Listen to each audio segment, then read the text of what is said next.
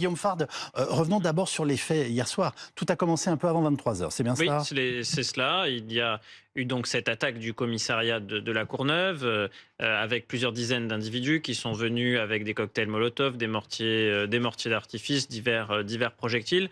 Au bilan, il y a eu 2 fonctionnaires de police blessés et puis 9 interpellations, Oui. ce qui est évidemment en proportion relativement faible par rapport au nombre d'assaillants, mais qui s'explique parfaitement par le fait que dans ce type de situation, on cherche plutôt à disperser qu'à interpeller. Dans les 9 personnes qui ont été interpellées, elles ont toutes moins de 22 ans, vous nous le confirmez? Il y en a 7 majeurs entre 18 et 21 Voilà. ans, 2 mineurs, et donc toutes moins de 22 ans, effectivement. Vous vouliez réagir? Il y a au moins un point d'accord, c'est que le droit à la vie est absolu. Mais le droit à la vie, c'est le droit à la vie de tous. Pas seulement du conducteur en irrégularité avec une conduite dangereuse. C'est le droit à la vie pour les passants, pour les riverains, pour les piétons.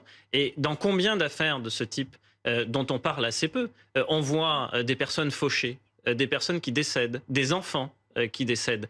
Quand vous êtes au volant d'un scooter et que vous avez une conduite dangereuse, vous êtes dangereux pour vous-même, vous êtes dangereux pour les autres. Fait 2 fois. Et donc, il y a un droit à la vie qui est un droit à la vie de tous. Et donc, le rôle de la police, ce n'est pas de laisser quelqu'un partir, conduire dangereusement et possiblement emporter la vie d'autres. C'est d'essayer de faire en sorte qu'il s'arrête. Après, on peut monter en épingle un tragique accident.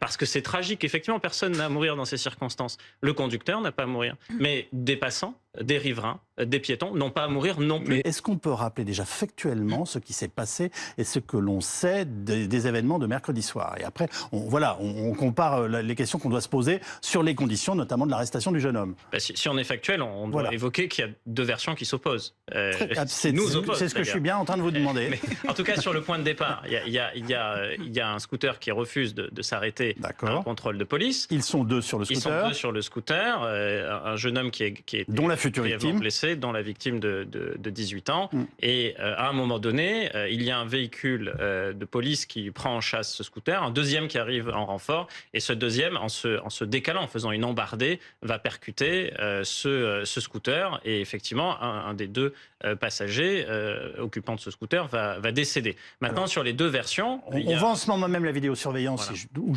je peux me permettre, en gros, on ne voit rien, si ce n'est qu'on imagine la violence du choc. Qui prend de plein fouet ce scooter pour éviter un autre véhicule. Maintenant, la question, c'est est-ce qu'il le percute volontairement? C'est la version notamment l'avocat des familles. Ou est-ce que, dans la volonté de ce véhicule de police d'éviter un autre véhicule frontalement, il se déporte et accidentellement, il le percute. Donc c'est les 2 versions qui s'opposent ce soir. Ça amène une question, Guillaume Fard. Est-ce qu'on va avoir des évaluations techniques de l'ensemble des éléments que l'on a, une enquête qui nous permettra de mettre à plat ce qui s'est réellement passé? L'enquête est déjà en cours. Puisque lorsque des faits de cette nature se produisent, il y a des enquêtes judiciaires. Généralement 2 d'ailleurs, une qui concerne la police, une qui concerne la personne qui se rend coupable d'une infraction au préalable. Et donc le principe est que ces enquêtes aboutissent et qu'ensuite on en arrive à un procès pénal avec l'émergence d'une vérité judiciaire. Mais encore faut-il qu'à terme, on respecte aussi l'autorité de la chose jugée et que de part et d'autre, on ne vienne pas dénoncer les verdicts. Parce que dans beaucoup d'affaires de ce type, on a aussi et des syndicats de police qui, dans certains cas, sont très véhéments à l'endroit de la justice, en sortant d'une logique de séparation des pouvoirs, ou des associations qui viennent aussi expliquer qu'une décision de justice ne conviendrait pas. Et ça n'est pas acceptable. Vous devez, dans tous les cas, respecter les décisions de justice. Est-ce qu'il faut accepter, en tout cas, l'idée que, quoi qu'il arrive, tout cela va prendre du temps et qu'on comprend bien qu'il y a un décalage permanent entre le temps de l'émotion, et d'ailleurs des émeutes qui ont commencé, de la famille qui est touchée, des policiers qui sont dans cette situation. Je rappelle qu'il y en a un qui est blessé quand même. Enfin voilà. Heureusement que ça prend du temps. C'est la garantie que ce soit mené de façon impartiale.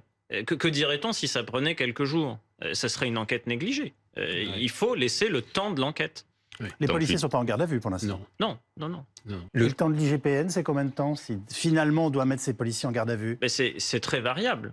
Dans certaines affaires, l'été dernier, ça a pu être très rapide, au point que certains syndicats de police ont pu s'émouvoir du placement en détention provisoire de certains fonctionnaires de police. Mais comme quoi, il n'y a aucune clémence. on a placé en détention provisoire des policiers. À l'occasion de la mort de Naël, je le rappelle. Et de la répression de certaines émeutes urbaines, notamment à Marseille. Qui ont eu lieu dans la jeune foulée. Eddy qui a été grièvement blessé, notamment à la tête, on s'en souvient. Donc il n'y a pas de clémence. Il n'y a pas de clémence et il n'y a pas à avoir de traitement différencié d'ailleurs selon qu'on soit policier ou un autre type de justiciable. Aujourd'hui, le droit est le même pour tous. Voilà. C'est une chance en France. Il y a des États dans le monde où ça n'est pas comme ça. Certains voudraient qu'on modifie ça. Mais d'un autre côté, il ne faut pas lancer des accusations ad hominem en disant que la police serait au-dessus des lois. Non, elle ne l'est pas, la preuve. Vous venez de vous adresser à Maître Bengart ? Je ne sais pas, moi je ne fais pas de procès d'intention. Mais en tout état de cause, dans le débat public, certains disent cela, disent qu'il y aurait une exception et que la police aurait un traitement différencié. Non, pas du tout. La preuve, certains ont pu être placés en détention provisoire. En termes de doctrine, le débat c'est est-ce que vous laissez fuir ? Et à ce moment-là, vous allez chercher l'interpellation a posteriori. Mais s'il y a percussion de riverains, de passants, de piétons, qu'est-ce que vous dites aux familles ? Parce que des affaires où il y a des morts de riverains, de passants, de piétons, y compris de mineurs, y compris d'enfants, je peux vous en trouver à l'appel dans nos archives. Hein. Hélas, hélas. Et donc vous dites quoi aux gens ? On les a laissés filer ? C'est ça la doctrine ? Ou alors vous dites, on tente une interpellation. Alors oui, dans certains cas, il y a une prise de risque. Parce qu'une interpellation sans prise de risque, ça n'existe pas. Hein. Moi, qu'on me cite un pays au monde où on interpelle les gens en douceur, qui se remettent, qui disent, oui, bien sûr, je m'arrête, et voilà, et je remets les clés du véhicule, et je descends sans aucune forme de véhémence ni d'opposition. Ça n'existe pas. Donc il y a une prise de risque. Donc maintenant, le choix politique et le choix de société, c'est où est-ce que vous mettez le curseur ?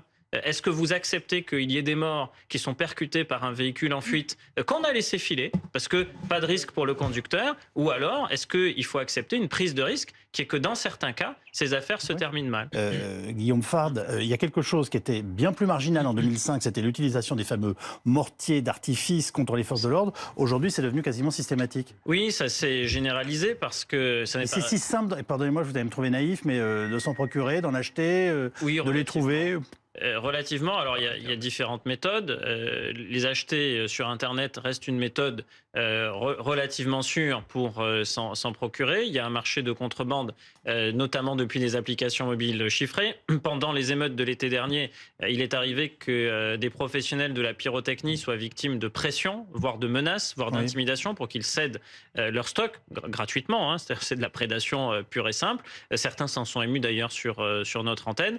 Et la loi sécurité globale avait durci les conditions d'acquisition, de détention de ces mortiers, considérant qu'ils étaient logiquement réservés à des professionnels de la pyrotechnie et que si vous les détenez sans être professionnel, vous risquez une condamnation pénale. Bon, c'est assez difficile en pratique de poursuivre des personnes de ce chef-là et donc ça reste l'instrument privilégié pour affronter la police. C'est très dangereux, ça va jusqu'à 80 km/h et à courte distance, ça peut tuer.